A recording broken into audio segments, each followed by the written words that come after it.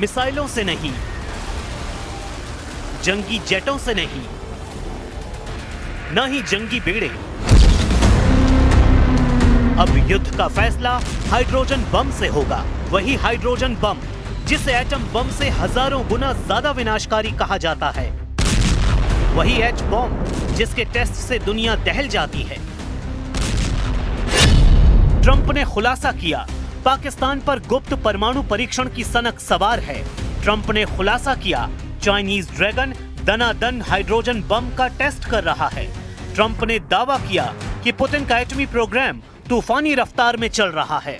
Trump की धमकी, atom bomb से 150 बार तबाह कर सकता हूं ये दुनिया। ट्रंप के सभी दावे खारिज किए जा सकते हैं, लेकिन आखिरी दावे को कोई भी हल्के में नहीं ले रहा। अमेरिका ने अगर अब एटमी धमाके शुरू कर दिए तो यकीन मानिए उसके दुश्मन देशों का धरती पर बचना नामुमकिन है। सुपर पावर के परमाणु प्रकोप का ट्रेलर पूरी दुनिया देख चुकी है। ऐसे में ट्रंप के न्यूक्लियर चैलेंज ने अमेरिका के दुश्मनों के बीच कोहराम मचा दिया है। अचानक से परमाणु युद्ध का माहौल अमेरिका क्यों बना रहा है? खुद 8 युद्ध को खत्म कराने का क्रेडिट ले रहे ट्रंप महाविनाश के हथियारों को इतना तूल क्यों दे रहे हैं? इन सवालों का जवाब इन तस्वीरों में छिपा है। तस्वीरें बीजिंग से आई हैं, जहां लाल दरबार कहे जाने वाले great hall of the people में शी जिनपिंग ने रूस के प्रधानमंत्री मिखाइल मिशुत्सिन से मुलाकात की है। ट्रंप जिनपिंग के बीच हुई बैठक के फौरन बाद रूस के प्रधानमंत्री की बीजिंग विजिट से सुपर पावर का दिमाग गर्म हो गया है, क्योंकि चीन ने रूस के साथ बड़े कारोबारी साझेदारी का ऐलान कर दिया है। दोनों देशों के बीच व्यापक कारोबारी और रणनीतिक साझेदारी से ट्रंप को जोर का झटका लगा है। प्रेसिडेंट ट्रंप ने शी जिनपिंग से पुतिन पर प्रेशर बनाकर यूक्रेन रूस युद्ध खत्म कराने की अपील की थी, लेकिन प्रेशर बनाना तो दूर, शी जिनपिंग ने पुतिन से बिग डील कर अमेरिका को करारा जवाब दे दिया है। Хочу, пользуясь случаем, передать вам самые добрые слова, приветствия и пожелания, наилучшие от президента России Владимира Путина. По итогам ваших переговоров с российским лидером, которые проходили в мае в Москве, в сентябре в Пекине, также были приняты решения, которые направлены на дальнейшее укрепление всеобъемлющего партнерства и стратегического взаимодействия России и Китая.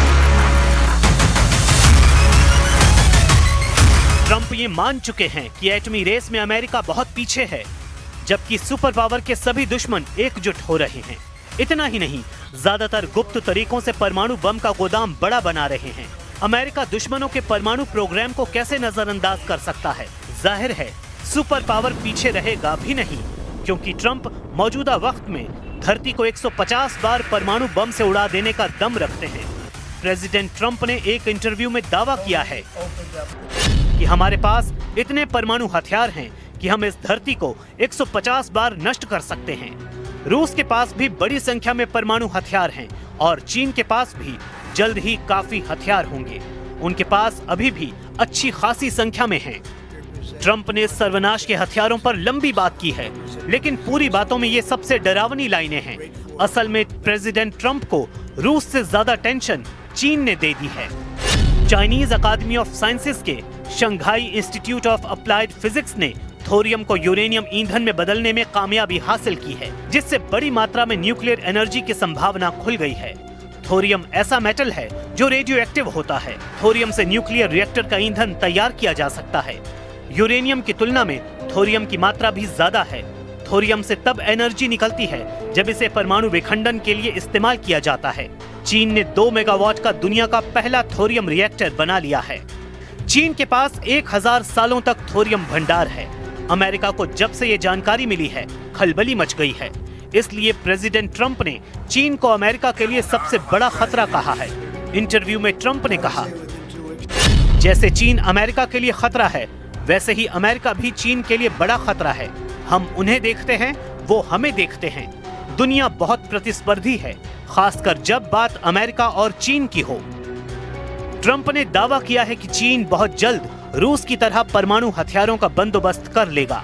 हालांकि उन्होंने ये भी साफ किया कि अमेरिका के पास सबसे ज्यादा एटम बम हैं, जिनका परीक्षण करके वो सबसे भयानक और विनाशकारी न्यूक्लियर हथियार हासिल कर लेंगे।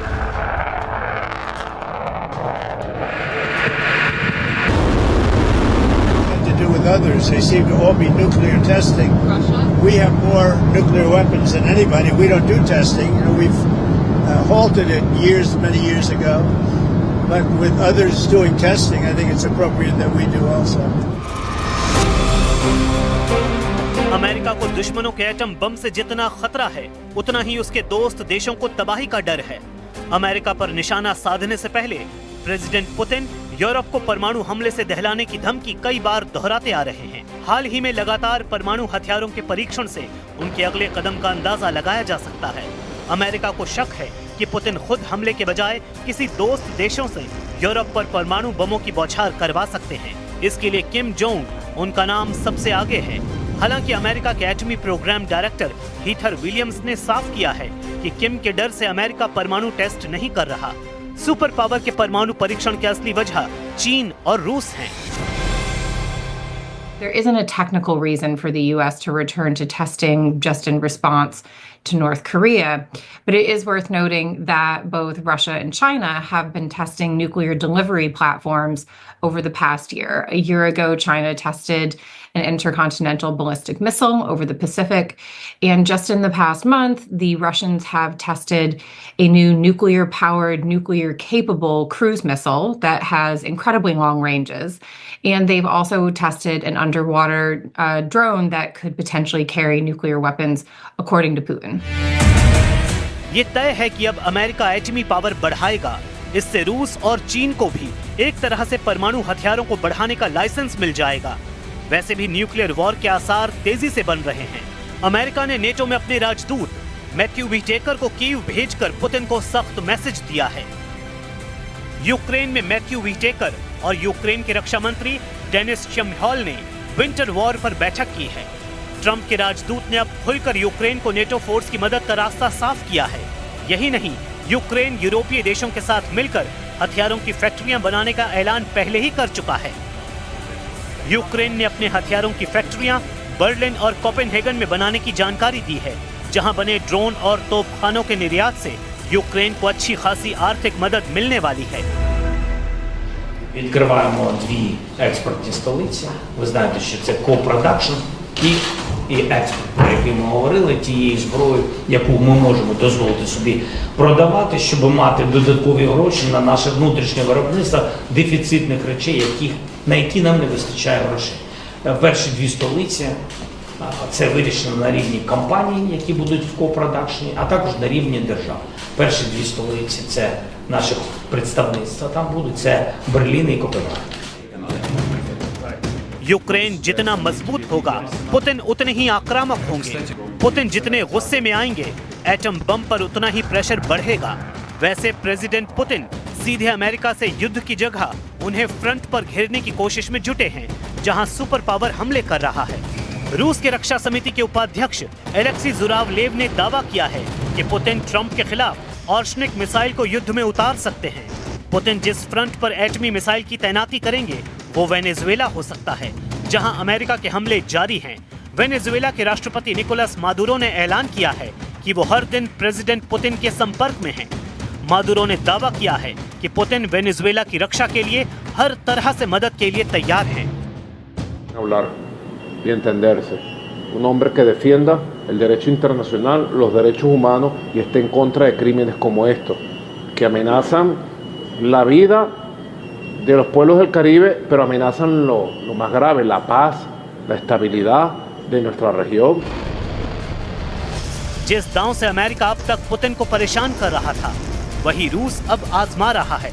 मतलब अमेरिका के दुश्मनों को दोस्त बनाकर रूस युद्ध में उलझा रहा है। लेकिन ऑर्शनिक जैसी मिसाइल को क्या पुतिन मादुरो जैसे कट्टर लीडर को देने का जोखिम मोल ले सकते हैं? पुतिन की बहुत ही खतरनाक बैलिस्टिक मिसाइल 4000 डिग्री वाला हमला करती है। इसके हमले के बाद ऐसी गर्मी पैदा होती है कि सब कुछ भाप बन जाता है।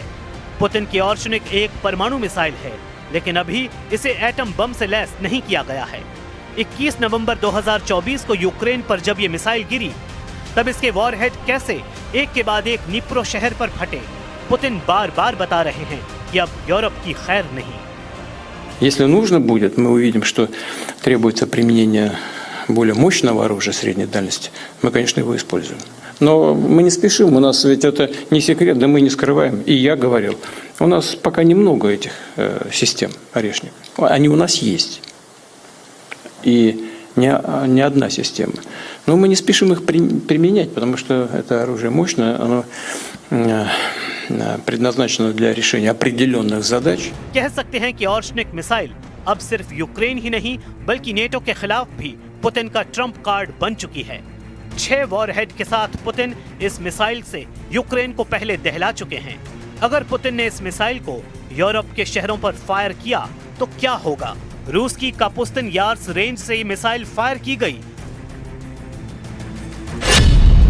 तो 3200 किलोमीटर दूर लंदन पर यह मिसाइल 16 मिनट के अंदर गिरेगी और लंदन जलने लगेगा। अगर जर्मनी पर यह मिसाइल दागी गई तो 2300 किलोमीटर दूर बर्लिन पर यह मिसाइल 11 मिनट में गिरेगी। अगर फ्रांस पर यह मिसाइल दागी गई तो 3100 किलोमीटर दूर पेरिस तक पहुंचने में इसे 15 मिनट लगेंगे। अगर बेल्जियम पर यह मिसाइल दागी गई तो 3000 किलोमीटर दूर यह कैपिटल सिटी ब्रसल्स पर 14 मिनट में गिरेगी। अगर इटली पर यह मिसाइल फायर की गई तो 2700 किलोमीटर दूर रोम शहर पर यह मिसाइल 13 मिनट में फटेगी।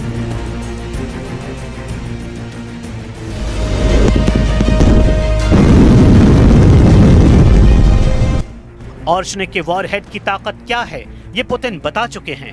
पुतिन जब चाहें यूरोप के किसी भी शहर को अपनी ऑर्शनिक मिसाइल से दहला सकते हैं। ऑर्शनिक एक हाइपरसोनिक मिसाइल है। यह आवाज से 10 गुना रफ्तार से हमला करती है, यानी 12,000 किलोमीटर प्रति घंटे से भी ज्यादा।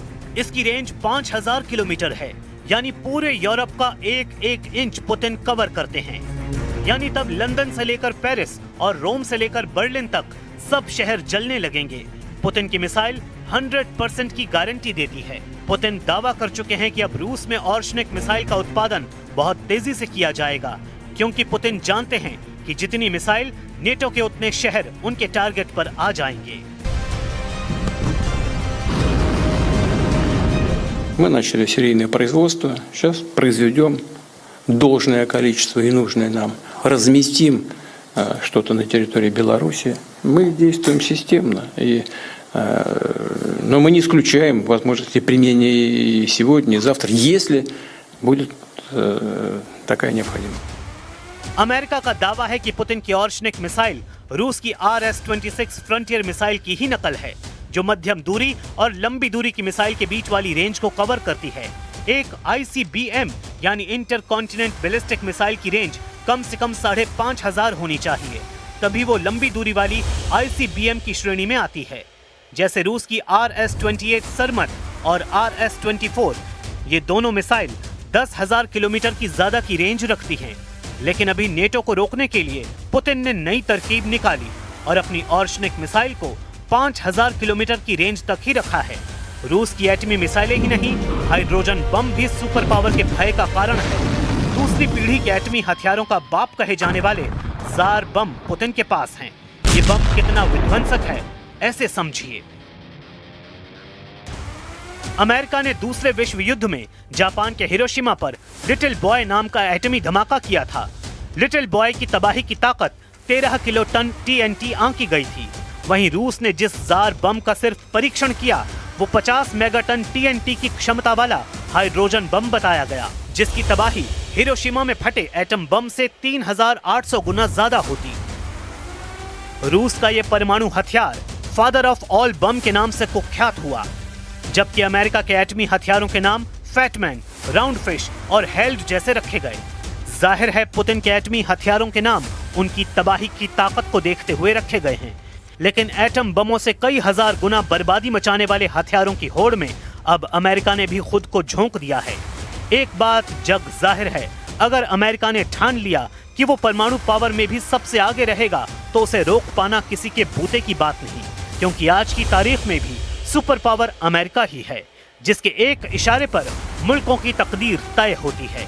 इसमें भी शक नहीं कि युद्ध कहीं भी हो रहा हो, किसी के बीच हो रहा हो, नतीजा अमेरिका के रुख से तय होता है।